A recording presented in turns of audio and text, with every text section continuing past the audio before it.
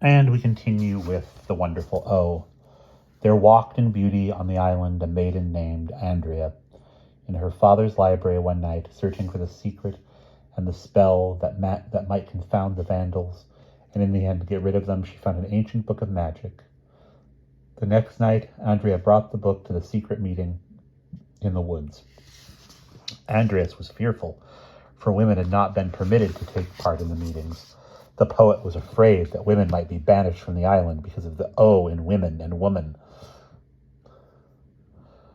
They would banish mothers too, said Andreas, forgetting to speak in words without an O.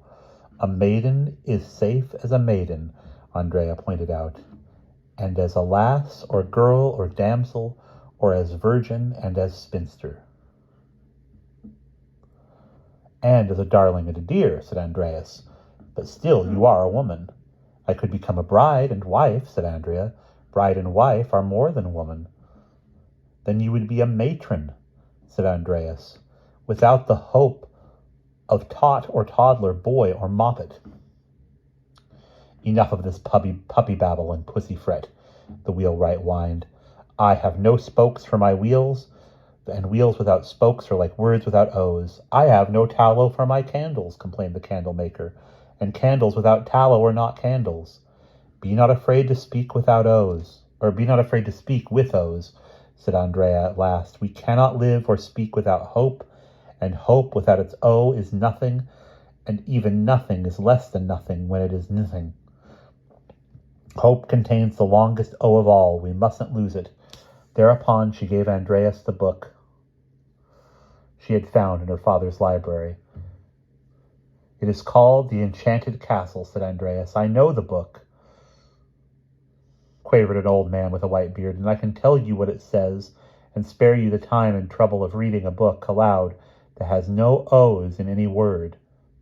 Then tell us what it says, cried Andreas, for it is full of footnotes, which are now called footnotes.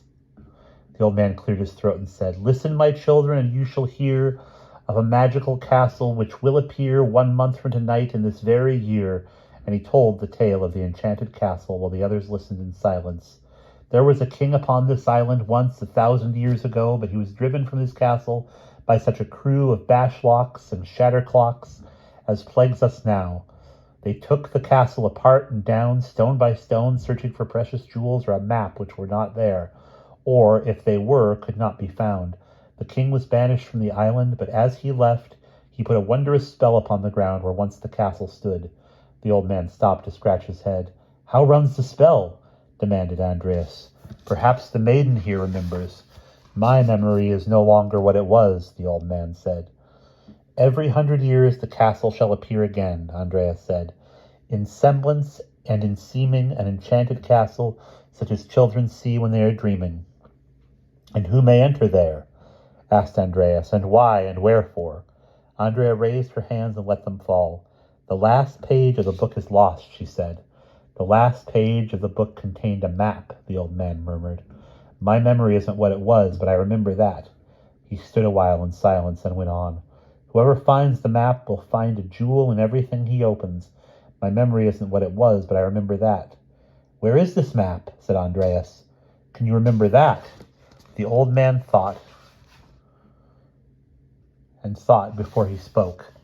It's on a wall, I seem to recall, an old wall in the castle. Whoever finds it will find a certain jewel, without which men are lost.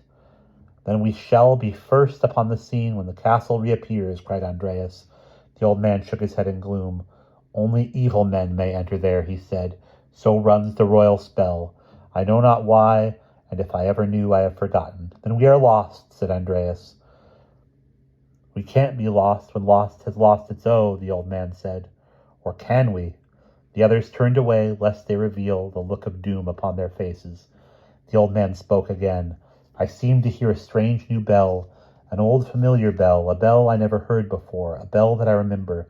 The others turned to him and stared, and in the gloom, Andrea whispered, a bell of triumph or a knell?